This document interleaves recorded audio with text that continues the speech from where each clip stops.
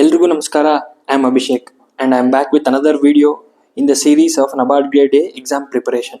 So in this video, I'll explain in detail regarding the eligibility of NABARD Grade A examination. So ಯಾರ್ಯಾರು NABARD Grade A ನ ಬರೀಬಹುದು ಅದನ್ನ we will see in this video in detail. So eligibility with respect to age brackets ಏನೇನಿದೆ ಅಂತ ತಿಳ್ಕೊಳ್ಳೋಣ. Also educational qualification for both general stream and specialist stream. So ಎರಡು ಥರ stream ಬರುತ್ತೆ. As I told you in my previous videos, general stream ಅಂತ ಬರುತ್ತೆ, general stream, specialist stream, ಎರಡನ್ನು will discuss. ಯಾವ್ಯಾವ ಎಜುಕೇಷನ್ ಕ್ವಾಲಿಫಿಕೇಷನ್ಗೆ ಲಾಸ್ಟ್ ಇಯರ್ ನೋಟಿಫಿಕೇಶನಲ್ಲಿ exam allow ಮಾಡಿದ್ರು, ಅಂದರೆ ಯಾವ್ಯಾವ ಎಲಿಜಿಬಿಲಿಟಿ ಸಿಕ್ಕಿತ್ತು, ಯಾರಿಗೆ ಎಲಿಜಿಬಿಲಿಟಿ ಸಿಕ್ಕಿತ್ತು ಅನ್ನೋದನ್ನ will discuss. So I have taken 2024-25 notification itself, ಯಾವುದೇ ರೀತಿಯ ಕನ್ಫ್ಯೂಷನ್ ಇರಬಾರ್ದು ಅಂತ. So will see. So last year notification ನೋಡಿದಾಗ ಇದು ವೇಕೆನ್ಸಿ ಲಿಸ್ಟ್ ಆಗಿತ್ತು.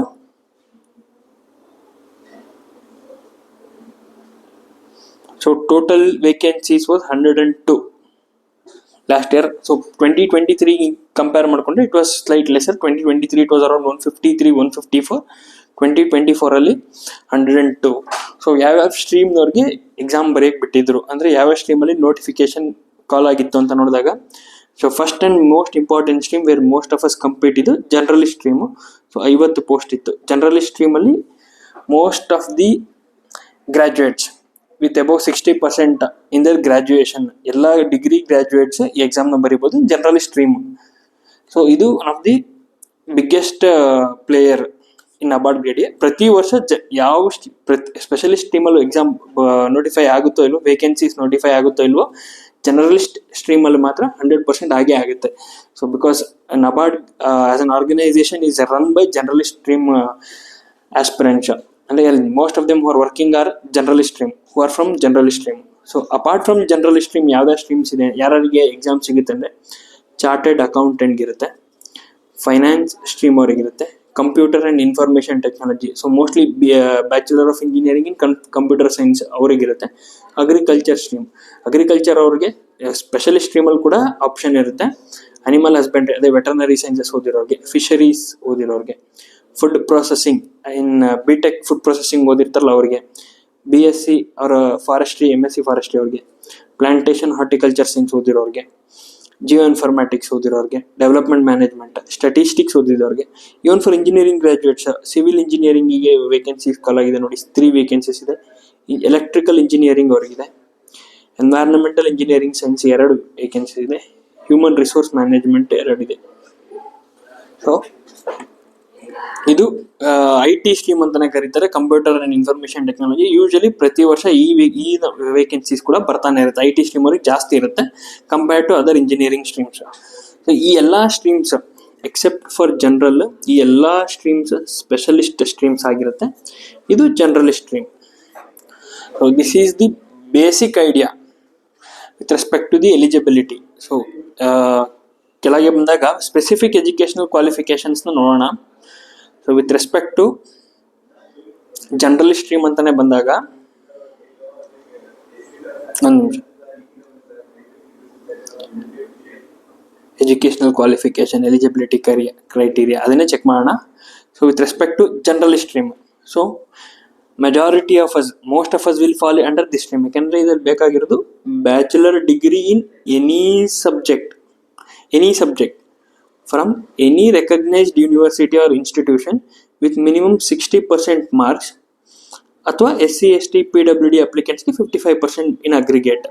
ಸೊ ದಿಸ್ ಈಸ್ ಅಂದರೆ ಯಾವುದೇ graduates, most of the graduates will fall under general category, generalist stream category. So ನೀವು if you are a graduate you can apply for NABARD Grade A.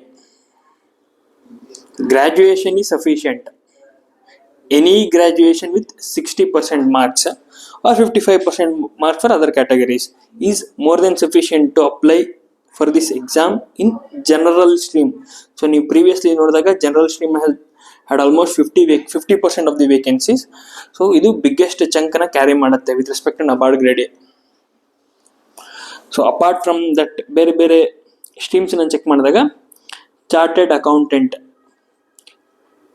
bachelor degree in any discipline with membership of Institute of Chartered Accounts in India.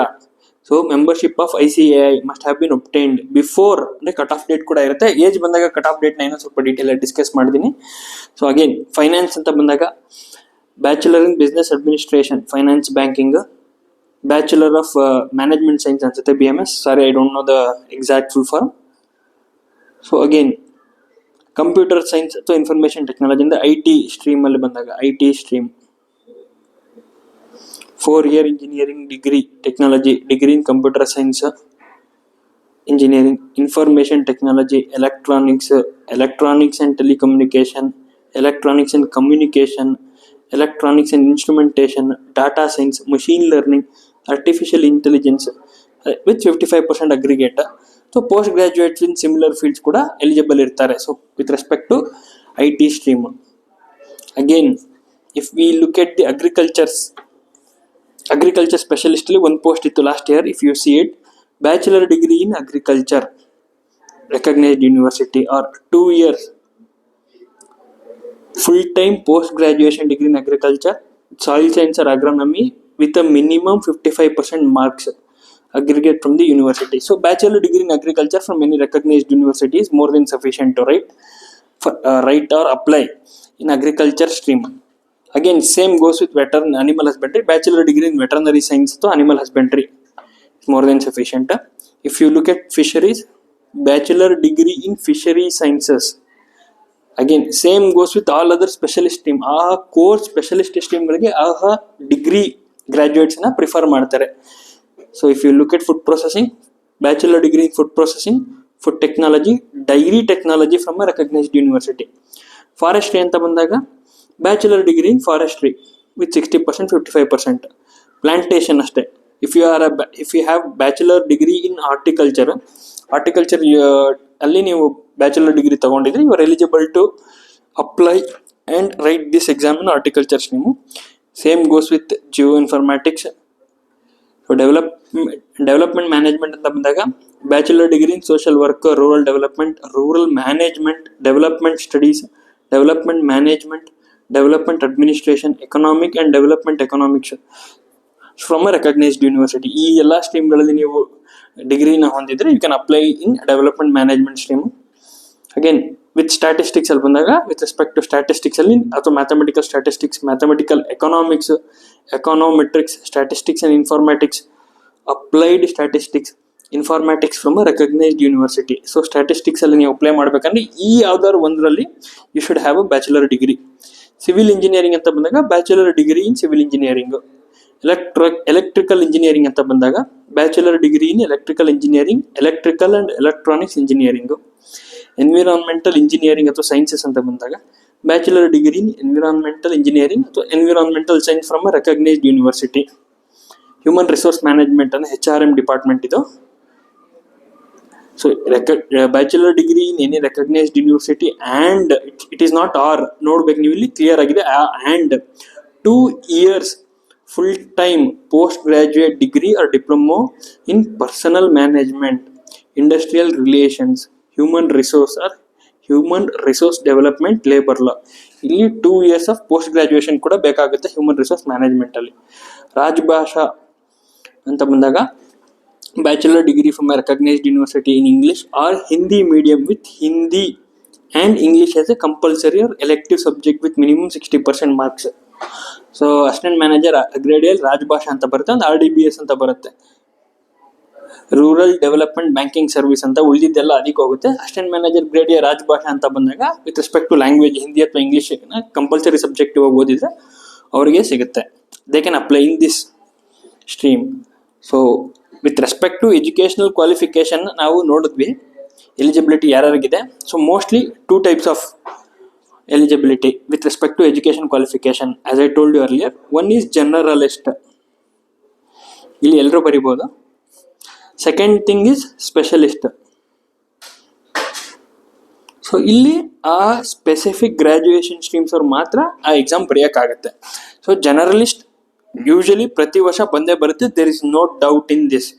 ಪ್ರತಿ ವರ್ಷ ಬಂದೇ ಬರುತ್ತೆ. But specialist ಇವಾಗ ತೋರಿಸಿರೋ ಎಲ್ಲ ಸ್ಟ್ರೀಮ್ಸಲ್ಲೂ ಬರುತ್ತಾ ಪ್ರತಿ ವರ್ಷ?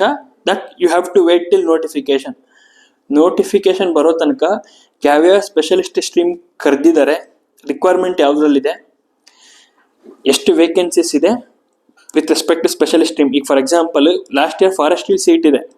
So next year, this is an hypothetical example, forestry seat ಬಂದೇ ಬರುತ್ತಾ? ಯು ಕಾಂಟ್ ಗ್ಯಾರಂಟಿ ದಟ್ ಅದು ಬಂದೇ ಬರುತ್ತೆ ಅಂತ ಹೇಳೋಕ್ಕಾಗಲ್ಲ. ಸ್ಪೆಷಲಿಸ್ಟ್ ಸ್ಟ್ರೀಮಲ್ಲಿ ಈ ಥರದೊಂದು ಇದಿರುತ್ತೆ, ಅನ್ಸರ್ಟನಿಟಿ ಇರುತ್ತೆ, ಅಂದರೆ ಕ್ಲಾರಿಟಿ ಇರೋದಿಲ್ಲ. ಬಟ್ ಜನರಲ್ ಸ್ಟ್ರೀಮಲ್ಲಿ ಪ್ರತಿ ವರ್ಷ ಬರ್ತಾ ಇರುತ್ತೆ. ವಿತ್ ಎನಿ ಡಿಗ್ರಿ ಇರೋರು ಜನರಲ್ ಸ್ಟ್ರೀಮಲ್ಲಿ ಬರಿಬೋದು. ಸೊ ನಾವು will go on to look the age related eligibility criteria. So age ಅಂತ ಬಂದಾಗ this is with respect to last year notification. Age for any candidate should be between 21 to 30 years. 21 to 30 years of age as on ಇದು notification ಬಂದಿದ್ದ date. ಒಂದು cut off ಡೇಟ್ನ ಕೊಟ್ಟಿರ್ತಾರೆ. Not earlier than 2/7/1994 last ಇಯರ್ಗೆ ಇದು. Not later than 2/7/2003. So ಈ age ಗ್ರೂಪಲ್ಲಿ ಹುಟ್ಟಿರೋರಿಗೆ ಲಾಸ್ಟ್ ಇಯರ್ ಎಲಿಜಿಬಿಲಿಟಿ ಕೊಟ್ಟಿದ್ರು. ಅಂದರೆ from 21 years to 30 years of age you are eligible to write regardless of your category. So relaxation ಕೂಡ ಇರುತ್ತೆ with respect to category. Relaxation ನೋಡೋಣ ಅಪ್ಪರ್ ಏಜ್ ಲಿಮಿಟಲ್ಲಿ. So if you are an OBC candidate, ನಿಮಗೆ 3 ವರ್ಷ relaxation ಇರುತ್ತೆ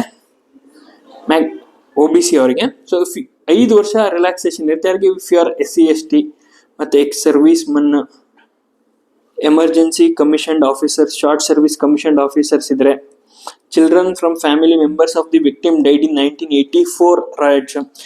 ಇಲ್ಲಿ detailed explanation ಇದೆ ಯಾರ್ಯಾರಿಗೆ 5 ವರ್ಷ ರಿಲ್ಯಾಕ್ಸೇಷನ್ ಇದೆ. You can go through that in the notification itself. So OBC ಅವರಿಗೆ 3 ವರ್ಷ ಇರುತ್ತೆ, ಆ್ಯಂಡ್ ಅದರ್ SC ST ಅವ್ರಿಗೆ 5 ವರ್ಷ ಇರುತ್ತೆ, and other ex service men, family victims of 1984 riots ಇವರಿಗೆಲ್ಲ 5 years ಏಜ್ ರಿಲ್ಯಾಕ್ಸೇಷನ್ ಇರುತ್ತೆ.